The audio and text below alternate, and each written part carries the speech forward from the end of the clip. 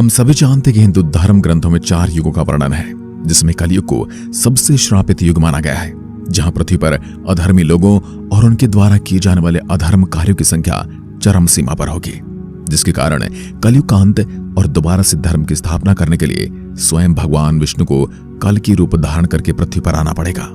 इसलिए जब महाभारत काल में द्वापर युग का अंत करीब आ रहा था, तब सभी के मन में यह सवाल था कि आखिर आने वाला कलयुग कैसा होगा, उसमें इंसानों की प्रकृति कैसी होगी। और जैसा कि हम सभी जानते कि इन सवालों का जवाब उस समय केवल भगवान श्री कृष्ण के पास था। इसलिए महाभारत काल में पांडवों ने भगवान श्री कृष्ण से आने वाले कलयुग के बारे में कई सवाल किए, जिसके बाद भगवान श्री कृष्ण ने पांडवों को कलयुग की 5 ऐसी कड़वी सच्चाइयां बताई जो आज भी हमें अपने आसपास होती दिखाई देती हैं। तो दोस्तों, आज की इस वीडियो में हम भगवान श्री कृष्ण द्वारा पांडवों को बताए गए कलयुग के 5 सत्य के बारे में जानने वाले हैं। तो जैसा कि हम सभी जानते हैं, महाभारत हिंदू धर्म के सबसे महत्वपूर्ण ग्रंथों में से एक है, जिसमें हम इंसानों के लिए बहुत सी सीख छिपी हुई है। और महाभारत का एक ऐसा ही प्रसंग है जहां पांडवों के पूछने पर भगवान श्री कृष्ण उन्हें आने वाले कलयुग के बारे में ऐसी 5 बातें बताते हैं, जिन बातों से उसमें पांडवों को भी काफी हैरान कर दिया था, पर आज वे बातें सच हो चुकी हैं। एक बार पांडवों ने वनवास के दौरान पांडवों में सर्वश्रेष्ठ और सबसे बड़े युधिष्ठिर बोले कि हे कृष्ण, भले ही द्वापर युग का अंत निकट है, लेकिन हम सभी भी द्वापर में हैं, लेकिन इसके बावजूद हमारे आसपास के लोग जिस तरह से छल कपट कर रहे हैं, उसको देखकर मेरे मन में एक सवाल उठ रहा है। आखिर आने वाला कलयुग कैसा होगा, उसकी गति कैसी होगी, और आखिर इस युग में जन्म लेने वाले इंसानों का स्वभाव कैसा होगा।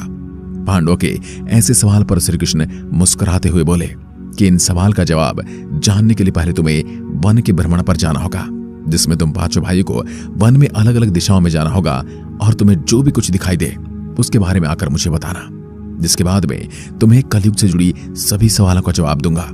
भगवान श्री कृष्ण की बात मानते हुए सभी पांडव गहरे वन में अलग अलग दिशाओं में चले गए, जिसके बाद सभी पांडव भाइयों ने बाद में कई ऐसे आश्चर्यचकित कर देने वाली घटनाओं को देखा जो इससे पहले कभी भी नहीं देखी गई थी।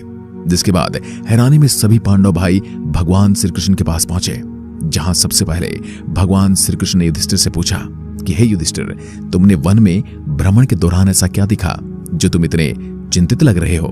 जिसके बाद युधिष्ठिर ने कहा कि हे भगवान, मैं जब वन में भ्रमण कर रहा था तब मुझे वन में एक अजीब तरह का हाथी दिखाई दिया, जिसकी 2 सूंड थी। इसके बाद श्री कृष्ण ने अर्जुन से पूछा कि अर्जुन, तुमने वन में क्या देखा। अर्जुन बोले, श्री कृष्ण, मैं जब वन में था तब मुझे कई बड़े पक्षी दिखाई दिए, जिनके पंखों पर वेदों की रचना लिखी थी, लेकिन वह पक्षी फिर भी मरे हुए जानवरों का मांस खा रहे थे। जिसके बाद श्री कृष्ण ने भीम से पूछा कि भीम, तुमने वन में क्या देखा। भीम ने जवाब दिया कि हे भगवान, मैंने वन में एक काफी अजीब दृश्य देखा।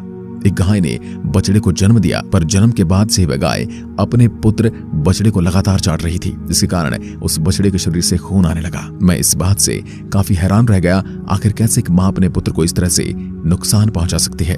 इसके बाद भगवान श्री कृष्ण ने सहदेव से पूछा कि सहदेव, तुमने वन में क्या देखा। तब सहदेव ने जवाब दिया कि श्री कृष्ण, मैंने वन में 7 बड़े कुओं को देखा, जिनमें से 6 पूरी तरह पानी से भरे थे, लेकिन उनमें 7वां कुआं जो उसके बीच में मौजूद था वह पूरी तरह खाली था, जबकि यह कुआं इन सभी से ज्यादा गहरा था। इस बात ने मुझे काफी हैरान कर दिया। जिसके बाद भगवान श्री कृष्ण ने नकुल से पूछा कि नकुल, जैसे तुम्हारे भाइयों ने वन में कुछ न कुछ अजीब देखा, क्या तुमने भी ऐसा कुछ देखा था। इसके बाद नकुल ने जवाब देते हुए कहा कि हाँ श्री कृष्ण जी, मैंने वन में एक काफी विचित्र घटना देखी, जहां एक बहुत ही ऊंचे पर्वत से एक बड़ा सा पत्थर नीचे आ रहा था, जिसके कारण उसने अपने रास्ते में आने वाले बड़े बड़े भुजाओं के पेड़ों को भी रौंद दिया। लेकिन जिस पर्वत जैसे पत्थर को कोई भी बड़ा वृक्ष न रोक सका, उसे एक छोटे से पौधे ने रोक दिया। और मुझे ये समझ नहीं आया कि आखिर इतने छोटे से पौधे में इतनी भारी पर्वत को रोकने की शक्ति कहां से आ गई। इसके बाद भगवान श्री कृष्ण ने सभी पांडवों से कहा, तुम सभी भाइयों ने वन में जो देखा है वह सभी घटना किसी न किसी तरह से आने वाले कलयुग से जुड़ी है, और तुम्हारे सभी सवालों का जवाब भी इन्हीं घटनाओं में है। जिसके बाद युधिष्ठिर ने कृष्ण से कहा कि हे प्रभु, तो हमें कृपा करके इन सभी घटनाओं के मतलब और मायने समझाइए, और आखिर कैसे ये हमें कलयुग के बारे में बताती है। तब श्री कृष्ण ने कहा कि युधिष्ठिर, तुमने जो 2 सूंड वाले हाथी देखा था वह कलयुग के ताकतवर और बलशाली इंसानों का आचरण दर्शाता है, क्योंकि कलयुग में ऐसे ही लोगों का राज होगा जो कहेंगे कुछ और और उनके कर्म करेंगे कुछ और। यानी लोग ताकत और राज्यों को पाने के लिए झूठ बोलने से भी नहीं कतराएंगे और ताकत मिलने पर लोगों का शोषण करने से पीछे नहीं हटेंगे। जिसके बाद अर्जुन ने पूछा कि हे कृष्ण, तो फिर मैंने जो देखा उसका क्या मतलब है?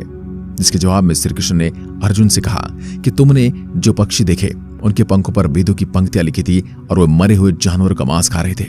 यह वह दर्शाता है कि कलयुग में ज्यादातर इनसे इंसान होंगे जो दुनिया को अपना विद्वानों और ज्ञानी वाला रूप दिखाएंगे, लेकिन उसी ज्ञानी पंडित के भेष में वो दूसरों की संपत्ति पर अपना लालची नजर रखेंगे। ऐसे लोगों के मन में हमेशा यही चलता रहेगा कि कब कोई मरे और उनकी सारी संपत्ति इनके नाम हो जाए। हे अर्जुन, कलयुग में ऐसे ज्ञानी और विद्वान कहलाने वाले लोगों की संख्या सबसे ज्यादा होगी, जो विचार करेंगे कि कौन सा मनुष्य मरे और संस्था हमारे नाम पर हो जाए। हर जाति धर्म के प्रमुख पदों पर बैठे विचार करेंगे कि कब किसका श्राद्ध हो और कौन कब किस पद से हटे और हम उस पद पर चढ़ जाएं। जिसके बाद भीम की बारी आई और भगवान श्री कृष्ण ने भीम से कहा कि भीम, तुमने वन में देखा था कि कैसे गाय ने अपने ही पुत्र बछड़े को प्यार में चाट चाट कर उसे लहूलुहान कर दिया। तो ये घटना हमें कलयुग में माताओं की ऐसी ममता दिखाती है जो उनकी संतानों को ताकत देने के बजाय उन्हें और भी ज्यादा कमजोर बना देगी। क्योंकि कलयुग में परिवार और माता की ममता उनके बच्चों को उनके कर्म पथ पर चलने से रोकेगी, क्योंकि माता ये नहीं चाहेगी कि उनकी संतान कर्म पथ के कठिन रास्ते पर चले। जिसके कारण अगर कलयुग में कोई साधु होगा तो उसके हजारों लाखों भक्त होंगे, लेकिन अगर कोई साधु बनना चाहेगा तो उसकी मां, उसकी पत्नी और उसका पूरा परिवार उस साधु के कठिन जीवन के लिए दुख मनाएगा और कोशिश करेगा कि वह साधु उस जीवन से दूर होकर दोबारा उनके परिवार के जीवन में लौट आए। और इस तरह कर्म के कठिन रास्ते पर चलने से रोकने के कारण मनुष्य जीवन में ज्यादा कुछ नहीं कर पाएंगे और अपने अंतिम समय में अपने कर्मों को न करने के दुख के साथ इस जीवन को छोड़कर चले जाएंगे। जिसके बाद सहदेव ने पूछा, तो भगवान, मैंने जो वन में 7 कुएं देखे हैं उनमें से एक बड़ा गहरा कुआं खाली था, उसका क्या मतलब है? जिसके बाद श्री कृष्ण ने मुस्कुराते हुए कहा कि सहदेव, वो कुएं दिखाते कि कलयुग में सबसे धनी लोग हमेशा अपने बेमतलब के कार्यों के लिए लाखों रुपए खर्च कर देंगे, चाहे उसमें अपने बेटे बेटियों की शादी करना हो या फिर घर का निर्माण। लेकिन अगर उनके पड़ोस में कोई गरीब के कारण भूखा मर रहा होगा तो कोई भी धनी व्यक्ति उसकी सहायता नहीं करेगा।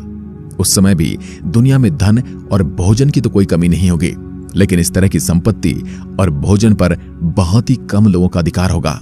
जहां एक और बड़े बड़े बंगले होंगे, वहीं दूसरी ओर लोग अपनी झोपड़ियों में जीवन व्यतीत कर रहे होंगे। कलयुग के युग में लोगों के बीच असमानता चरम सीमा पर होगी। जिसके बाद नकुल ने श्री कृष्ण से कहा, भगवान, तो फिर मैंने जो देखा आखिर उसका क्या मतलब था? आखिर कैसे एक बड़ी चट्टान को एक छोटे पौधे ने रोक दिया? इस पर श्री कृष्ण ने नकुल से कहा कि नकुल, वह बड़ा पत्थर कलयुग के मनुष्य की इच्छा है जो लगातार अपने रास्ते में आने वाली हर चीज को रौंदती रहेगी। इस इच्छा को धन या सत्ता समाप्त नहीं कर पाएगी और न ही कभी रोक पाएगी, लेकिन इस इच्छा से भरे मन को भी केवल हरि नाम का एक छोटा सा पौधा रोक देगा। यानी कलयुग के मनुष्य के पास केवल हरि नाम ही है जो उन्हें और उनके मन को स्थिर रख सकता है, और ऐसे ही स्थिर मन वाले मनुष्य अपने कर्मों को पूरा करने में सफलता हासिल कर सकेंगे। तो दोस्तों, ये थी कलयुग की वो 5 बड़ी बातें जो भगवान श्री कृष्ण द्वारा पांडवों को बताई गई थी। आज की वीडियो में बस इतना ही। धन्यवाद।